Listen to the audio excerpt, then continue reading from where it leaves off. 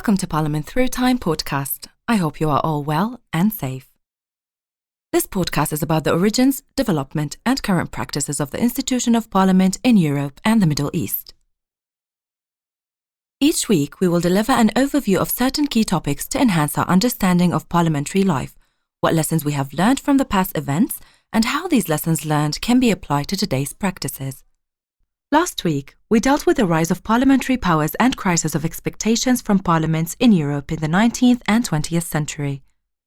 This week, we're turning our attention to the Arab world by analysing the beginning of parliamentary development in the Middle East and North Africa region.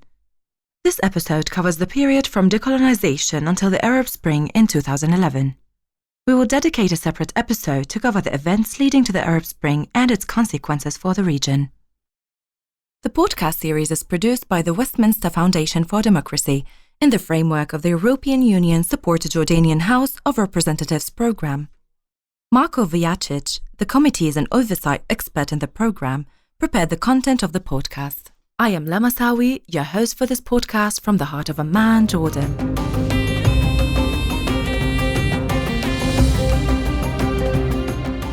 As we already discussed in the first episode, forms of parliamentary life and decision-making existed before the countries of the Middle East and North Africa became independent countries in the 20th century.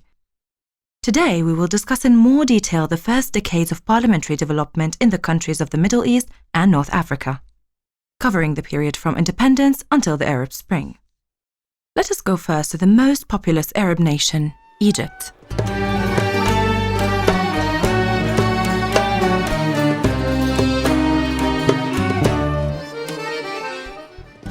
After the end of World War I, the 1919 Egyptian Revolution broke out calling for liberty, independence and democracy.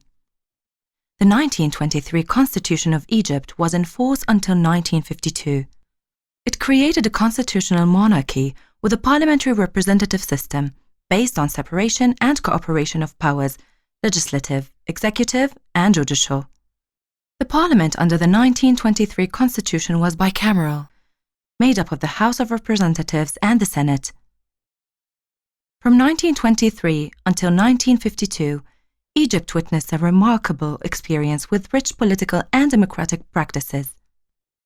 Such an experience was marked by many challenges, such as the British occupation, foreign intervention in Egypt's affairs, and the royal palace's interference in political life.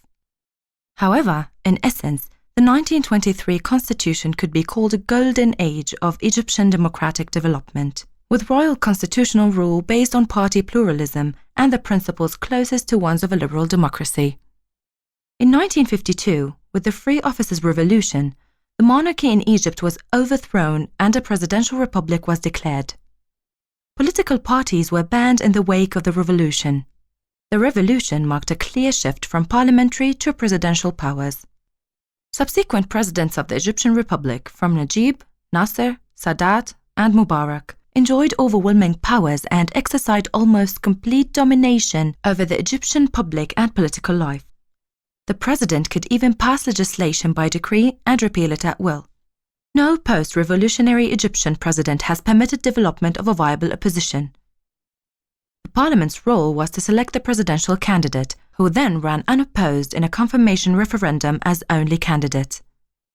This has changed only in 2005, when for the first time there were more than one candidate. However, the institution of parliament was preserved, and elections were held regularly throughout decades. In 1956, the new constitution was proclaimed, stipulating for the formation of the National Assembly in July 1957, with a membership of 350 elected members. However, it was effective only for a couple of months, until 10th of February 1958, when the Egyptian-Syrian unification into United Arab Republic entered into force. The 1956 constitution was revoked. The Provisional Constitution of the United Arab Republic was enacted in March 1958, and a joint National Assembly was established, with members being appointed, 400 from Egypt and 200 from Syria. The position of the parliament was not bright. It first met only after more than 2 years, in July 1960, and lasted for about a year until June 1961. The United Arab Republic was dissolved on the 28th of September 1961, with separation between Egypt and Syria, ending the union that lasted for only about 3.5 years.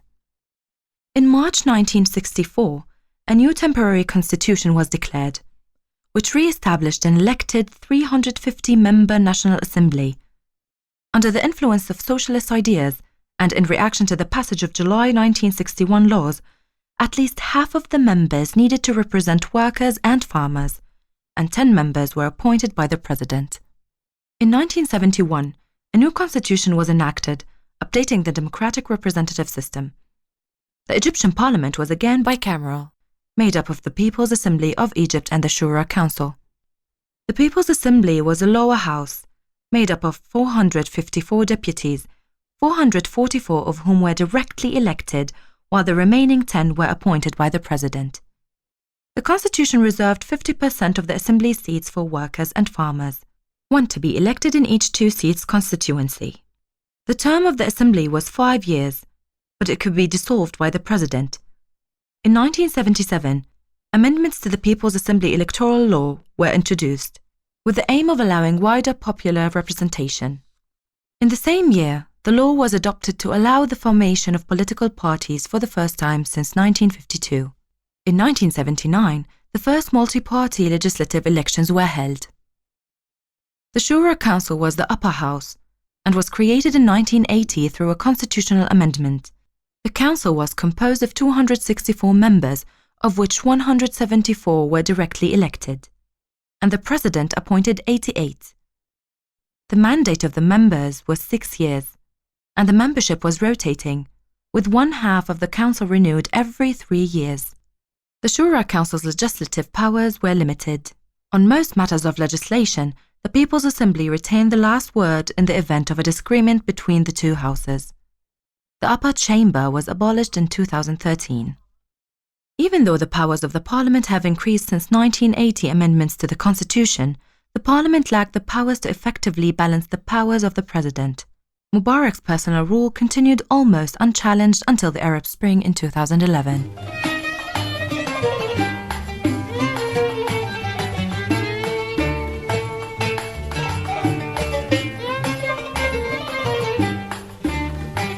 We will now move a bit to the west, to Tunisia, when it comes to relationship between the legislative and executive power.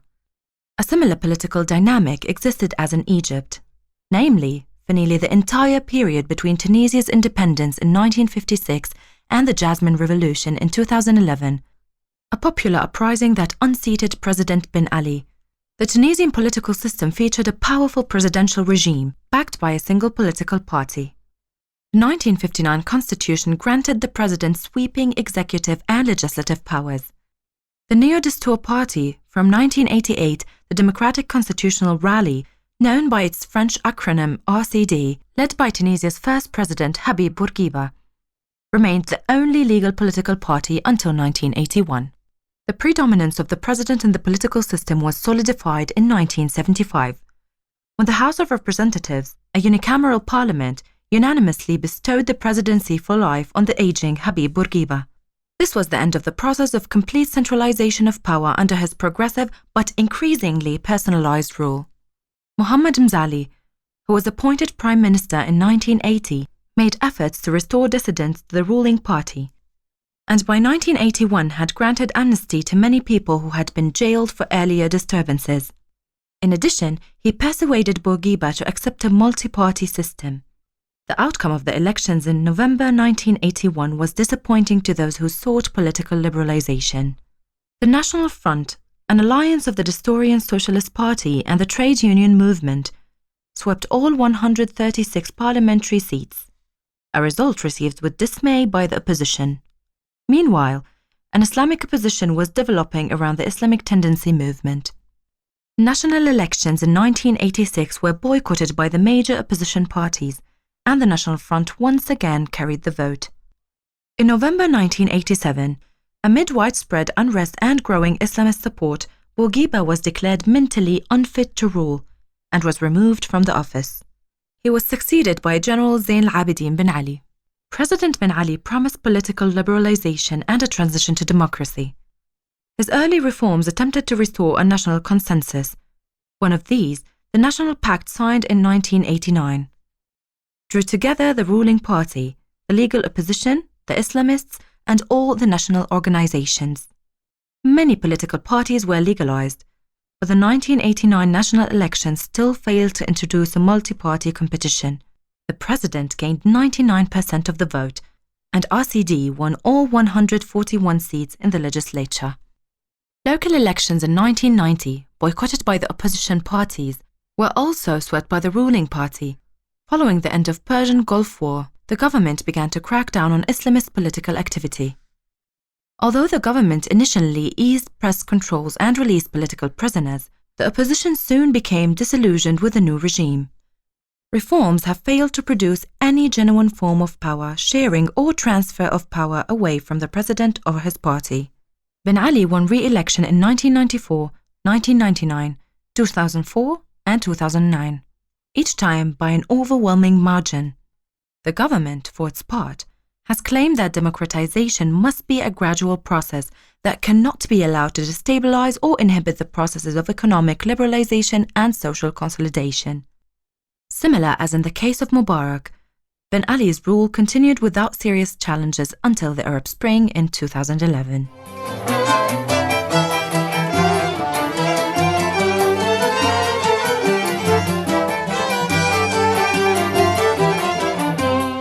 Going to Northwest Africa, to Morocco. We are adding monarchies in the equation of relations between the executive and legislative powers. The Sultan, and from 1957, the first king of Morocco, Mohammed V, established a constitutional monarchy in which he maintained a large amount of authority. Mohammed V made use of partisan rifts to assume the position of an arbiter above party divisions. He nevertheless continued preparations for the creation of a parliament until his unexpected death in 1961, when his son, Hassan II, succeeded him. King Hassan II began his reign by naming himself prime minister and appointing a new cabinet. He then drew up a new constitution which was adopted by a national referendum in 1962. This constitution made the king the central executive figure of the government. It also created a bicameral parliament and an independent judiciary. 1963 till 1965 was the period of the first legislature in Morocco, with the House of Representatives consisting of 144 members elected for a 4-year term by direct universal suffrage, and the House of Councillors consisted of 120 members elected by indirect universal suffrage, and the House of Councillors consisting of 120 members elected by indirect universal suffrage with no renewal of half of the members of the House every 3 years. The period of political reform, however, came to an end, when Hassan II was granted full executive and legislative powers under the state of emergency measures, declared due to political unrest over allegations of government corruption in June 1965. When the protests were quelled by the government, the king restored the parliament, but with more limited powers. A new constitution was drafted in 1970, eliminating one of the houses of the parliament and increasing the king's powers. The House of Representatives, now the only chamber, was elected for the second time, and consisted of 240 members, 90 of whom were elected by direct universal suffrage, 90 were representatives of local communes, and 60 were members of professional associations and chambers. The constitution was abolished after an attempted military coup in July 1971. The following year, King Hassan announced another constitution, but its implementation was largely suspended following another attempted military coup in August. This document allowed the king to maintain his powers, but it more clearly defined the balance of power between the monarch, Council of Ministers, and the parliament. Elections held in 1977, creating the third parliament term until 1983, while the fourth parliament term was formed from 1984 to 1992. The 1990s were marked by greater liberalization and a sense of personal freedom, although direct criticism of the political establishment was still prohibited. Amnesties for political prisoners signaled a new attention to human rights, while curbs on the power of the police and security forces suggested closer adherence to the rule of law. The constitutional amendments in 1992 and 1996 expanded the parliament's powers to include budgetary matters, approving bills, investigating ministers, and establishing ad hoc commissions of inquiry to question the government's actions. The House of Representatives gained powers to dismiss the government through a vote of no confidence. Since the constitutional reform of 1996, the legislature again consisted of two chambers. The House of Representatives of Morocco had 325 members elected for a 5-year term, 295 elected in multi-seat constituencies and 30 in national lists consisting only of women.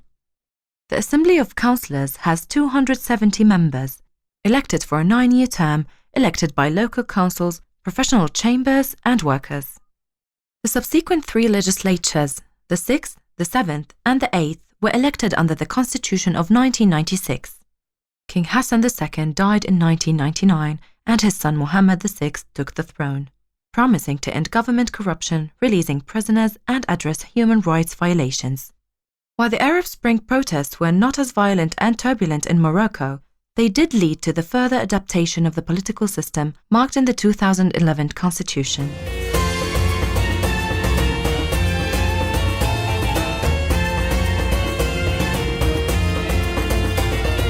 Moving to the Levant now. For many years after gaining independence in 1943, Lebanon maintained its parliamentary democracy. The main problem for Lebanon was how to implement the unwritten power-sharing National Pact of 1943 between Christians and Muslims. The 1943 National Pact established the political foundations of modern Lebanon, allocating political power on an essentially confessional system based on the 1932 census. Seats in parliament were divided on a 6-to-5 ratio of Christians to Muslims. Positions in the government bureaucracy were allocated on a similar basis. The pact also by custom allocated public offices along religious lines, with the top 3 positions in the ruling troika distributed as follows: the President a Maronite Christian, the Speaker of the Parliament a Shia Muslim, and the Prime Minister a Sunni Muslim. In the early years of independence, before the calls for pan-Arab unity came from outside, the National Pact faced no serious obstacles. Throughout years, the parliament in Lebanon managed to play an important role in securing the power sharing between Christians and Muslims. However, by the end of the 1960s, Muslims had become openly dissatisfied with the system.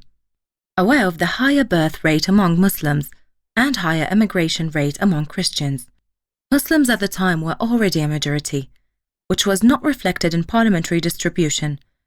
Faced with the opposition of the Christian politicians to abolish or alter the system, the country was slowly sliding to a civil war, which broke out in 1975 and lasted for 15 years until 1990. On October 22, 1989, the most members of the Lebanese parliament last elected in 1972 met in Taif, Saudi Arabia, and accepted a constitutional reform package that restored power sharing in Lebanon in a modified form. Efforts to alter or abolish the confessional system of allocating power have been at the center of Lebanese politics for decades. Nonetheless, many of the provisions of the 1943 National Pact were embedded in the 1989 Taif Accord, perpetuating sectarianism as a key element of Lebanese political life. The power of the traditionally Christian Maronite president was reduced in relation to those of the Muslim Sunni prime minister and the Muslim Shia speaker of the National Assembly. The division of parliamentary seats, cabinet posts, and senior administrative positions was adjusted to represent an equal ratio of Christian and Muslim officials. It reapportioned the parliament to provide for equal representation of Christians and Muslims, with each electing 64 of the 128 deputies, of which 43 are Catholics, 27 Sunni, 27 Shia, 20 Orthodox, 8 Druze, 2 Alawites, and 1 Evangelical. Parliament subsequently convened on November 5, 1989 in Lebanon, where it ratified the Taif Accord. A commitment was made for the gradual elimination of confessionalism, and Lebanese independence was affirmed with a call for an end to foreign occupation in the south. Although distributed on religious basis, all members of the parliament, regardless of their faith, are elected by universal suffrage, forcing politicians to seek support from the outside of their own religious communities. The parliament is elected by universal suffrage, based on a system of majority or, winner takes all for the various confessional groups. There has been a recent effort to switch to proportional representation, which would provide a more accurate assessment of the size of political groups and allow minorities to be heard. Most deputies do not represent political parties as they are known in Western-style democracies, and rarely form groups in the parliament. Political blocs are based on confessional and local interests and personal family allegiance, rather than on political affinities. The parliament traditionally has played a significant role in financial affairs, since it has the responsibility for levying taxes and passing the budget. It also exercises political control over the cabinet through formal questioning of ministers on policy issues, and by requesting a confidence debate.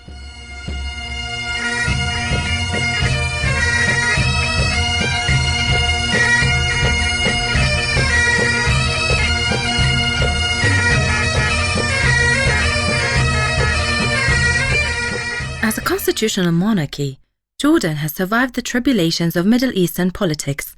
The Jordanian public has experienced developing democracy since gaining independence in 1946. However, the population has not suffered as others have, under personalized rule. After the establishment of the Hashemite Kingdom of Jordan and the proclamation of the 1952 Constitution, the bicameral system was adopted for the parliament, which is called the National Assembly. It is composed of an elected House of Representatives as its lower chamber, and a Senate appointed by the King as its upper chamber. The senators are appointed by the King for 4-year terms. Elections for the members of the House of Representatives, planned to be held every 4 years, have frequently been suspended from the 1950s until 2000.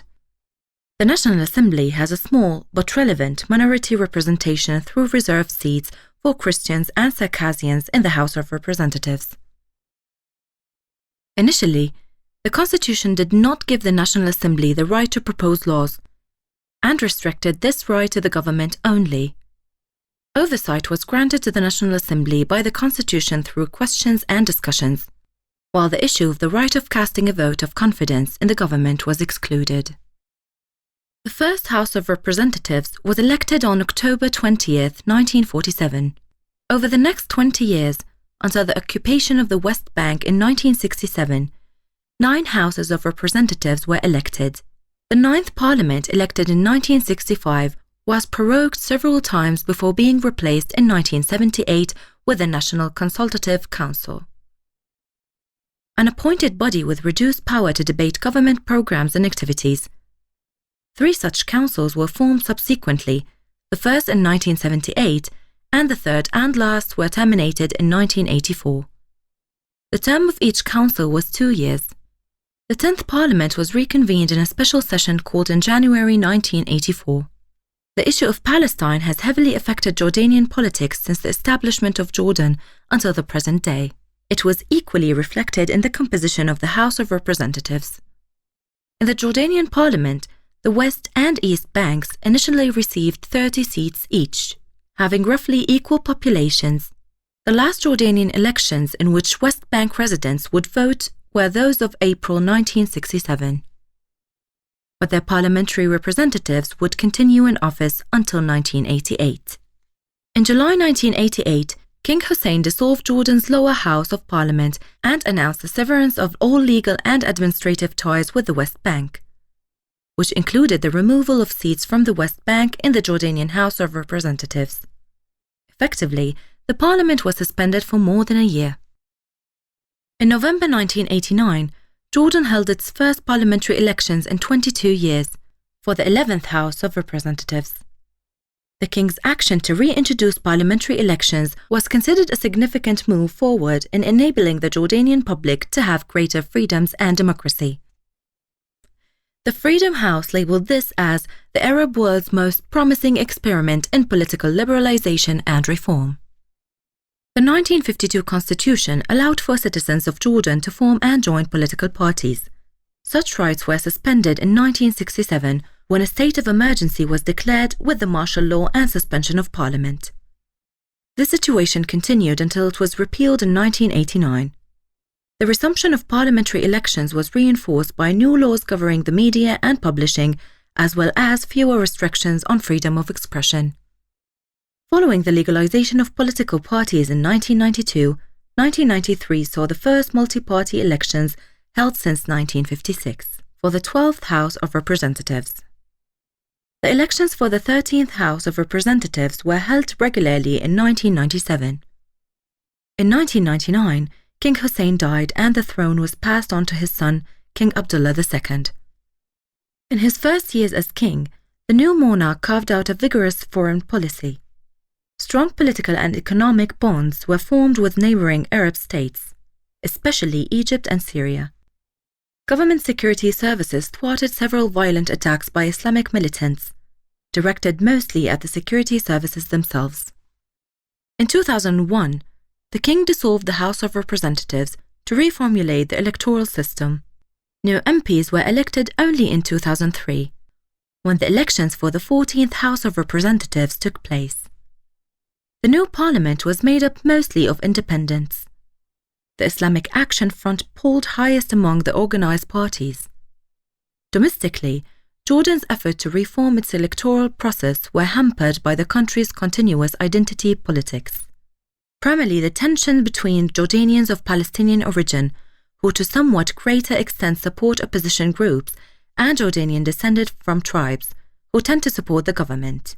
Elections held in 2010, boycotted by the IAF, yielded a strong majority for pro-government representatives, mostly with Bedouin and tribal affiliations.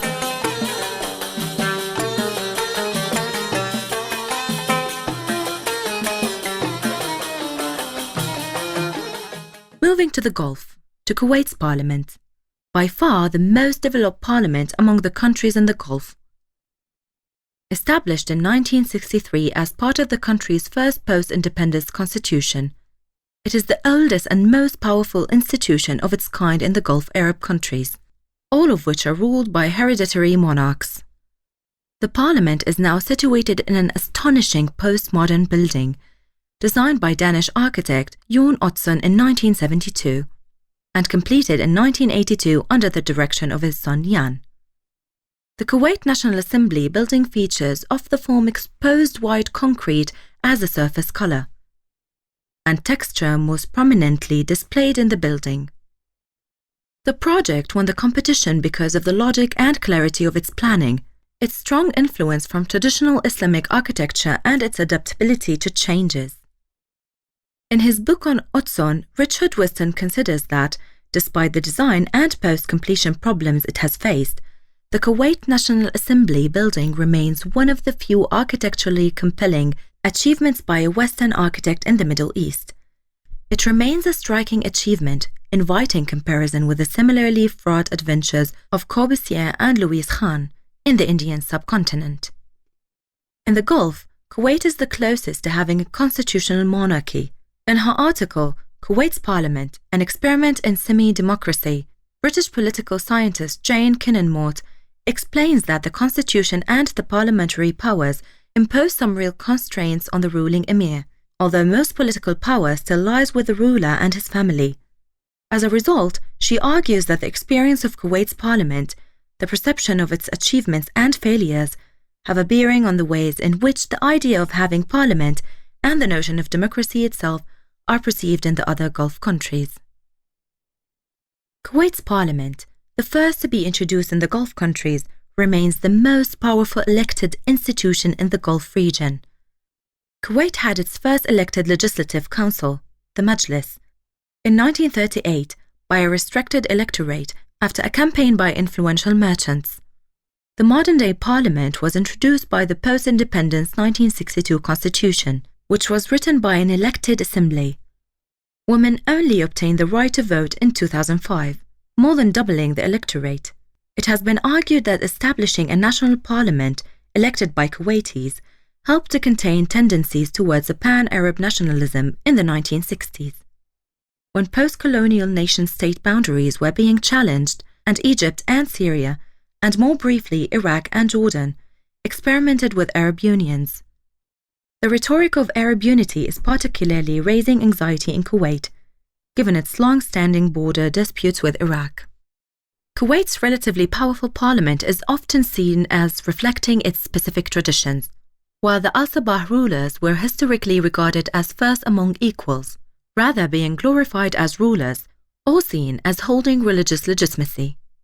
Many authors describe the Al-Sabah's position in pre-oil Kuwait as Sabah preeminence, rather than hereditary monarchy, noting that the financial power of Kuwait's merchants allowed them to limit the power of the ruler. In his article, The Challenges Facing Kuwaiti Democracy, Ghanem al-Najjar has described the relationship between the merchants and the Al-Sabah family as joint governance based on complete interdependence. Jane Kinnenmort further explains that the balance of power was altered with the coming of the oil age and the nationalization of the oil sector in 1975, which placed the country's key economic resource in the hands of the government instead of the merchants who had previously owned it. As in most other Gulf countries, the government now controls the bulk of country's economic resources, which provide the majority of government revenues. It no longer needs to levy taxes or rely on financial contributions from merchants. This means the relationship between parliament and government is somewhat different from the situation in countries where corporate and private taxation provides most of the government's revenue.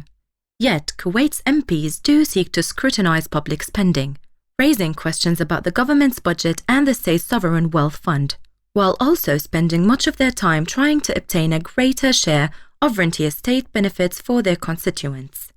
The parliament comprises 50 MPs elected directly by voters in 5 constituencies, while the cabinet ministers, who are royally appointed, are also considered members of parliament by virtue of their office. There is no legal basis for establishing political parties as in all Gulf states, but there are de facto political blocs that perform some of the function of parties. It has sometimes been argued that Kuwait's parliament does not constitute a model for other Gulf states, as each has its own unique history and traditions. Nonetheless, a highly successful parliament in Kuwait would be likely to inspire other Gulf nationals to call for the same rights at home, given Kuwait's importance as a rare example of relative democracy. It is hardly surprising that media outlets owned by governments and princes around the Gulf may be keen to emphasize the failings to the Kuwaiti parliament and downplay any advantages. Kuwait's MPs arguably bear an additional responsibility given their impact on the wider perception of democracy in the Gulf.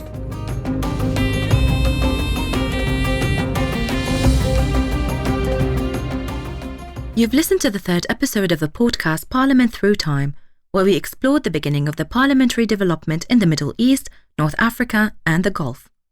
There was an uneven development of the institution of parliament across this part of the world.